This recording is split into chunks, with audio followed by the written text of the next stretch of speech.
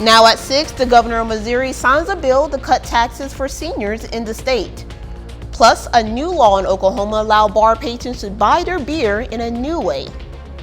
And the city of Columbus, Kansas celebrates its second annual Freedom Fest. The 4 states' most watched news starts now. Authorities in Cherryville, Kansas arrested a 14-year-old for homicide. This is KOAM News at 6. I'm Amber Jenkins. Police say they responded to a shooting yesterday around 1:30 p.m. at 21079 Douglas Road in Cherryville.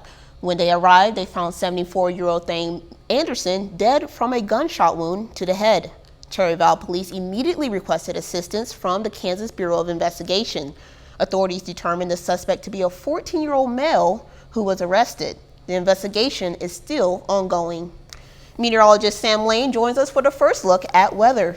Thank you very much. It's been a hot one across the 4 states. We do have some isolated thunderstorms, in fact, down in southern Missouri and northern Arkansas today. Let's zoom in on that cell there in northeastern Benton County around Garfield between Pea Ridge and Eureka Springs, and also a little bit of a sprinkle near Heifel, and that is about it. It's been dry across the entire area, and tomorrow for your UV index, it's looking pretty high as well, 10 on the scale, which means about 15 to 25 minutes before you really start to burn, so make sure you have all the protection handy and use tomorrow. If you're heading out to the lake, looking pretty good right now at Grand, around normal, 743.97, 80-degree water temperature over at Table Rock. They're about half a foot above normal right now, but still very nice. And then also Stockton Lake, about the same, about half a foot above normal and an 82-degree water temperature. Looking down the lane, we do have some isolated storms out there, but we're going to get hot again and then unsettled next weekend. And of course, the drought is going to continue as well, and we'll have more details on that in just a bit.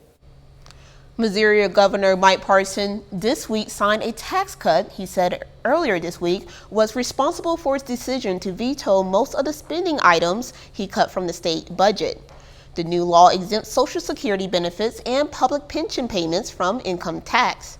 Officials say it will reduce the state general revenue by more than $300 million annually. It will also allow counties to hold a vote on whether people 62 or older should be exempt from increases in their annual property tax bills. A new report highlights public school districts violating state law by not properly distributing millions of dollars in funds marked for students at risk of failing academically. This is the second report in 4 years on the topic by the Kansas legislature auditors. The State Department of Education had provided districts a list of 272 at-risk programs options. Auditors say the programs they looked at did not meet the statutory criteria and are calling for a new list to be made. A new law in Oklahoma is changing the way beer is sold. Bar patrons in the Sooner State can now buy their beers in a bucket. Reporter Bert Malono has more from Tulsa. Brand new buckets for ice-cold beer, ready to go at Slow Ride Tavern. When I woke up, I didn't think that was going to happen today, but here we are. Owner Sean Wellborn was expecting the new bucket law to go into effect in November, but word came out that individuals can start buying buckets today. It helps us do some things more efficiently maybe than we couldn't do before, and then also gives some value back to the customers. It's a lot easier, especially when the bar is really busy. For patrons, the change offers streamlining. So if you know you're going to drink easily 3 beers, and maybe you share one with a friend, or you know a friend is coming back, you have a beer ready for them, it does have a lot of convenience. Buying by the bucket could also save money. You save a little change. It's usually $1 cheaper if you buy the bucket than ordering singles. But for some, buying in bulk raises concerns. When you just make it easy to have a lot, it just seems like it's taking them to a level quicker that might lead to poor decisions. Jill Henry lost her son Hans 12 years ago when he was hit by a drunk driver. Near and dear to every one of our family members and friends, and he was just our little firecracker. With the new bucket law, she's hoping folks exercise caution. In our experience, we just want to try to prevent any family from experiencing a tragedy, losing a family member. And it seems like, getting beer in mass and large volumes would just be a quick ticket to, making worse decisions like getting behind the wheel. Folks in Columbus, Kansas, we're celebrating our nation's freedom today. The Columbus Fire Department hosted its annual Freedom Fest at the City Park. Some of the events included turtle races, a water balloon toss, a cornhole tournament, helicopter rides, and more. But it all started with a 5K and a kids' fun run. Officials say 50 people turned out for the 5K.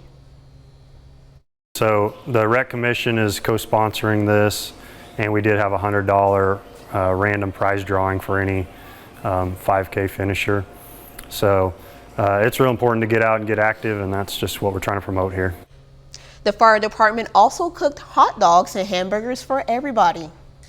The town of Bronson, Kansas is also celebrating. Today is the 49th annual Bronson Day. It featured a variety of events, including a horseshoe pitching contest, a parade, kids games, a cakewalk, cornhole, and a basketball tournament. Organizers say the event is designed to celebrate their small community and togetherness. It's really just about community and bringing everybody back home. You know, like most small towns after the railroad left, a lot of things left this community, and so this allows everyone to have something to come back to and join together. The fun will be capped off with a fireworks show. Coming up, how the George Washington Carver National Monument is celebrating the life of the park's namesake. Plus, a car show in Pittsburgh is raising money for a nonprofit that provides medical care for children in need. The George Washington Carver National Monument celebrates the life of Carver and the establishment of the park.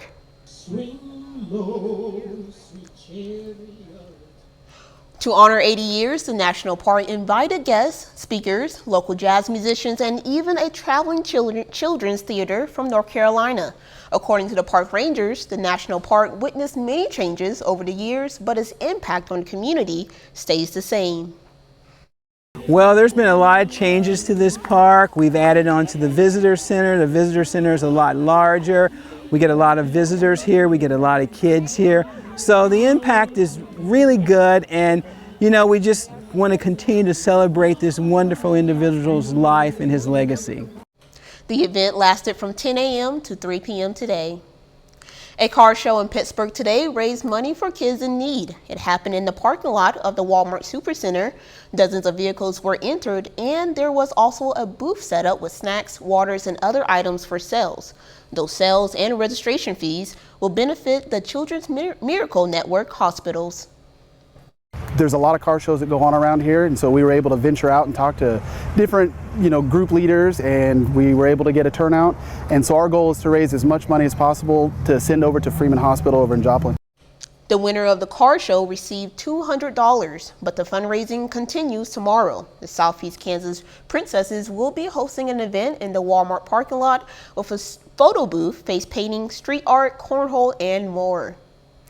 A new list shows the top cities for mosquitoes in the United States. While no Arkansas cities made the top 50, experts weigh in on how they compare. Reporter Sarah Horbakowitz has more.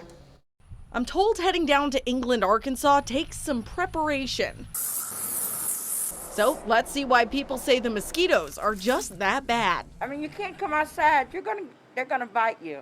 And if you guys stay here, they're gonna get you. Little mosquitoes in Conway, these things are mosquito hawks. Bug expert Emily McDermott says it's not just in their heads. Mosquitoes have always been very bad in especially the Southeast US. Even a bottle cap with some water in it after it rains, that will be enough to support mosquitoes. And she says in England, near bodies of water with lots of vegetation for the bugs to hide in, it's the perfect environment. If it's really hot, you're going to get lots more mosquitoes.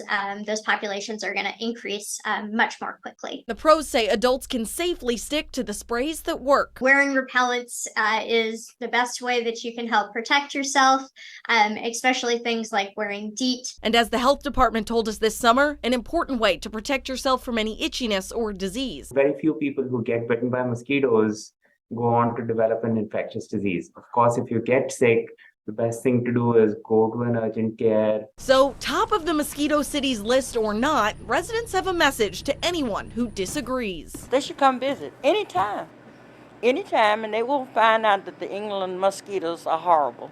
Proving that the bug can be worse in some places more than others.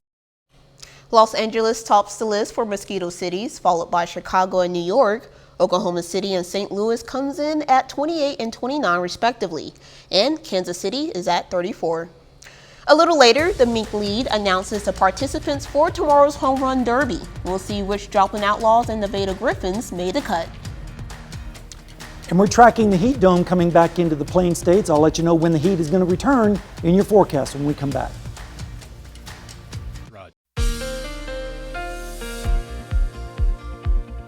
Well, friends, we have enjoyed some cooler weather the last few days. Although the calendar says July, it's been feeling more like May around here, but I don't think anyone's complaining about that. This afternoon down in Seneca, Missouri, at Indigo Sky Casino Resort, we have mostly fair skies, just a few cumulus clouds out there, and temperatures pretty much in the 80s, but the 90s are going to be coming back as we go through the forecast. This afternoon, though, we made it up to 87 after starting out at 70, which was below normal on the high, but a little bit above on the low.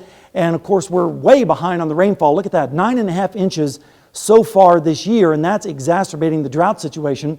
We do have some storms on radar, but they're way out to the west in the far plains of western Kansas and Nebraska, eastern Colorado, and you kind of see the motion on this. They're mainly moving to the south-southeast, so most of this is going to stay to the west of us, although a few isolated showers might be possible in our area in the morning in our western sections. We also have a few showers developing down in southern Missouri and northwestern Arkansas this afternoon, but those were very few and far between, and those are going to start dissipating once the sun goes down. Here's a look at the drought situation. This was updated on Thursday, but look at the expansion of the drought situation into Missouri now. And unfortunately, unless we get some rainfall in here, it's only going to get worse. In fact, if we look at Joplin, look at this. All the way back to September 18th of last year was the last time that we were above normal rainfall. Since then, we have been below. And if you look at it out over the last 2 years, that's 12 and 9/10 below normal, almost 13 inches behind on rainfall. So the drought is definitely getting worse out there, and we need some rain.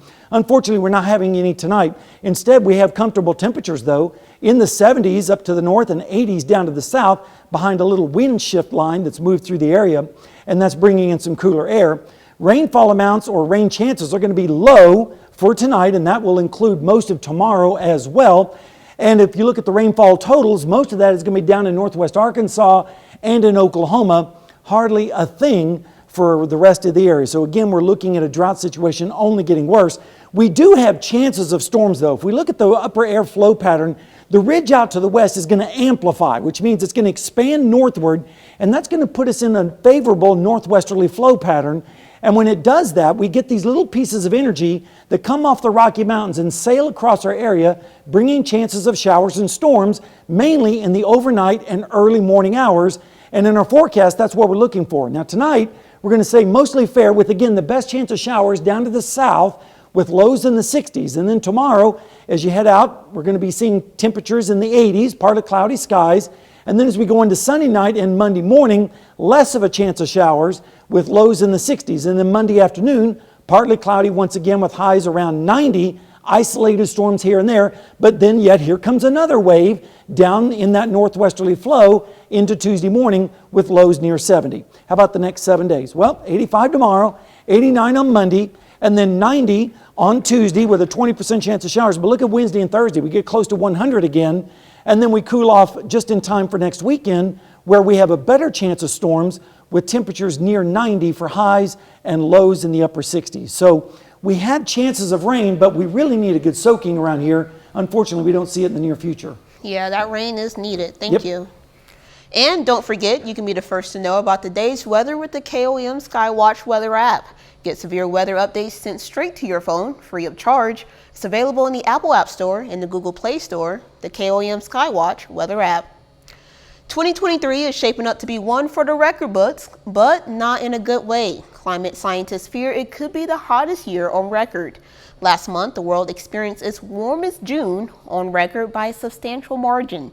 And this week, the planet's average daily temperature soared to unseen modern records kept by two climate agencies in Europe and the U.S. Still ahead, a former Crowder Community College baseball player is set to pitch in the MLB Futures games tonight. And the Joplin Outlaws and the Nevada Griffins have two players representing their teams in the Mink League Home Run Derby. We'll have the details in sports.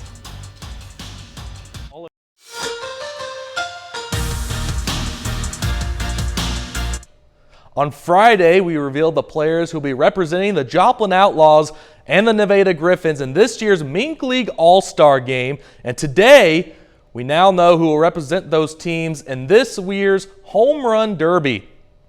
This year, William Kelly from the Joplin Outlaws and London Penland from the Nevada Griffins have been selected to participate in the Mink League Home Run Derby this year. Kelly has 10 RBIs on the season, all of those coming from his raw power. Meanwhile, London Penland from Nevada has had the second most home runs this year by any player in the Mink League this season. The Derby is scheduled to be before the Mink League All-Star Game, which will take place in Chillicothe, Missouri tomorrow night. The Nevada Griffins have had an up-and-down season, but as of recently, they put together some nice wins, including a 9-game winning streak and winning 9 of their last 14 games. Nevada continues their long road trip tonight. They can try to separate themselves from last place, going against the Sedalia Bombers to get back into that Mink League Division South race. The Griffins are looking to continue their 3-game win streak tonight.